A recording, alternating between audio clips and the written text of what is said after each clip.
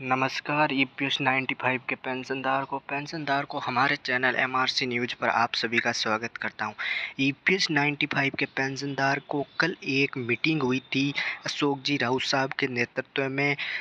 NSC के राष्ट्रीय अध्यक्ष और अन्य बड़े कर्मचारी इसमें शामिल थे और इस मीटिंग में केंद्रीय राज्य मंत्री जी के साथ में ये मीटिंग संपन्न हुई थी। ईपीएस 95 के पेंशनों की मांगों के संदर्भ में श्रम मंत्रालय में ये वार्ता कल संपन्न हुई थी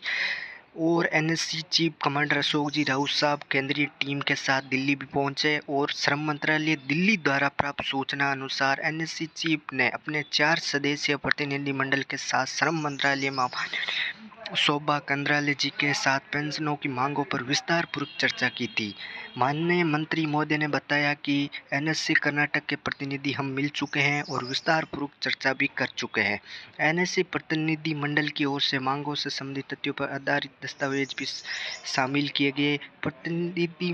मंडल का पक्ष सुनने के बाद माननीय मंत्री महोदय जी ने निर्देश एनएससी के प्रतिनिधि की माननीय संयुक्त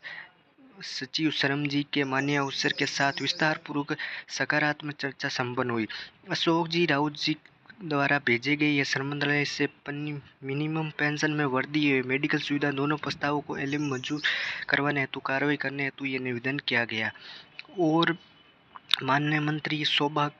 जी ने श्रम मंत्रालय के दोनों वरिष्ठ अधिकारी श्रम संयुक्त सचिव आलोक जी ईपीएस पेंशनों के पक्ष में रखने वाले राष्ट्रीय मुख्य समन्वय श्री रमाकांत जी ने सभी ने ये इस मीटिंग में भाग लिया था और अशोक जी राउत साहब ने ये बताया कि हम लगातार जो पिछले सालों से संघर्ष कर रहे हैं उस संघर्ष में हमें कोई सफलता हासिल नहीं हुई। तो इन्होंने मंत्रियों ने आश्वासन दिया था कि आपकी पेंशन बढ़ोतरी जल्दी होकर रहेगी और अशोक जी राउत साहब ने भी इनका आश्वासन दिया था कि जब तक ये हमको आश्वासन देंगे तब तक हम एक और आंदोलन की शुरुआत करने जा रहे हैं। 31 जुलाई से पहले एक तीव्र आंदोलन होगा दिल्ली में और अशोक जी राउत साहब ने भी बताया था कि एक आंदोलन जल्द ही होने वाला है। तो अब साथियों ईपीएस 95 के पेंशनदार को आपको ये मैं सूचना भी आपके तक में पहुंचा दी गई है कि कल जो मीटिंग हुई थी उसमें आपकी पेंशनों को लेकर 7500 प्लस डीए मेडिकल सुविधा के लिए जो आप संघर्ष कर रहे हैं उनके